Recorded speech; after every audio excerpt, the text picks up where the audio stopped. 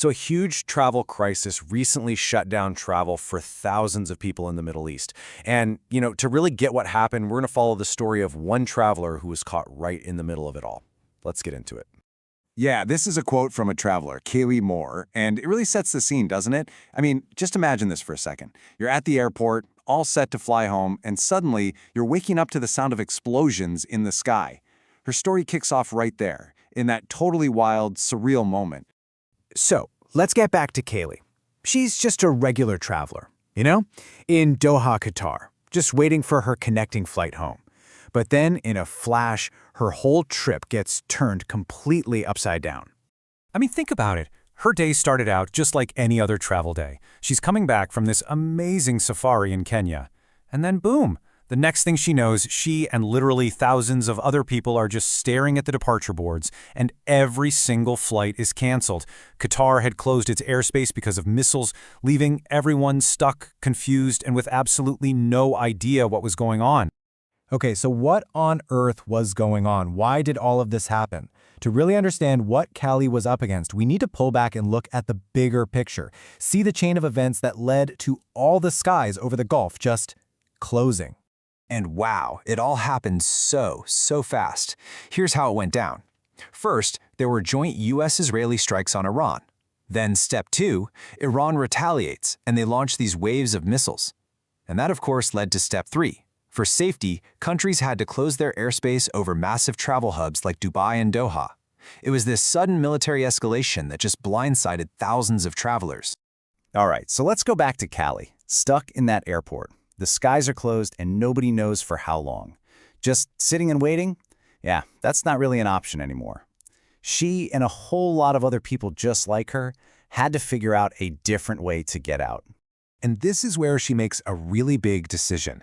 She figured out pretty quickly that this wasn't just, a 2-hour delay. The airports were not going to reopen anytime soon. So, what's her plan? Travel overland, get in a car and drive to a neighboring country where the airports were still open. So for all these stranded people, 2 main escape routes started to pop up.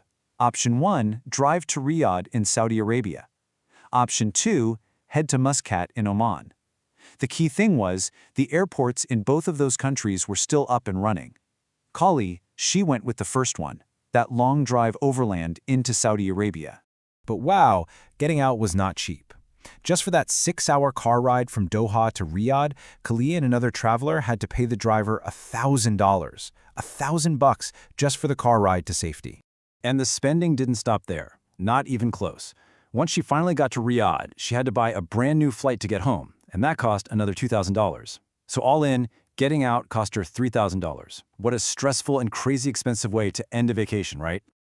Callie's story is just incredible, but you have to remember, she was just one person out of thousands who were caught up in all this. So let's take a look at how some other people saw the very same event, but from totally different points of view. Okay, take Thierry Kerbu. He's a French-Canadian entrepreneur, and he'd been living in Dubai for 15 years. For him, the moment came when he heard this huge explosion near his apartment. He just looked at his partner and said, "Okay, time to go." For him, that sound was it. No question, it was time to leave. And then you have this totally different experience. There is this fitness influencer, Will Bailey, and he's at a beach club. And what's he doing? He's filming the missile interceptions for his social media, getting this video of smoke rising from a famous hotel. For him, it was this shocking spectacle, something to be recorded and shared with the world. This really brings up a strange situation, doesn't it? You have this incredible danger up on the sky, but down on the ground, some people are trying to live life like nothing's wrong. So how can both of those things be true at the same time? Meanwhile, halfway across the world, this whole crisis was starting a political debate in the UK Parliament. On one side, you had a politician, Ed Davey, asking, hey, should we pay to evacuate expats who moved away to avoid paying taxes? But on the other side, the Prime Minister, Keir Starmer, insisted that all British citizens deserve help, no matter their tax situation. It's really interesting to see how the whole thing was being talked about from so far away. And back in the UAE, yeah, this was the weird reality on the ground. You've got missiles being shot down in the night sky, but in some places, life just goes on. The hotels are open, people are still on the beaches.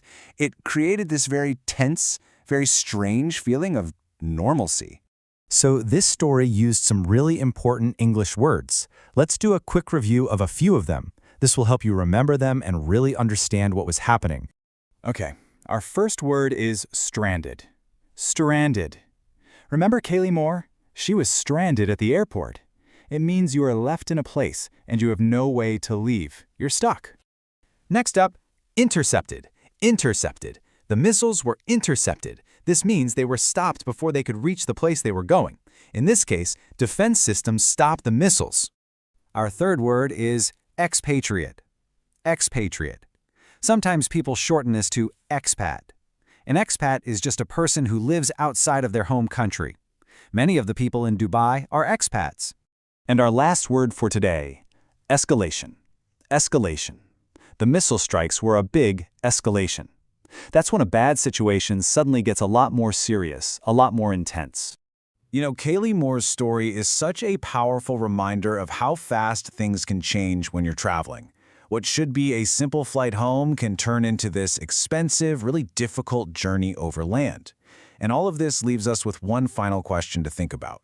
How does a story like this change the way you think about planning a journey?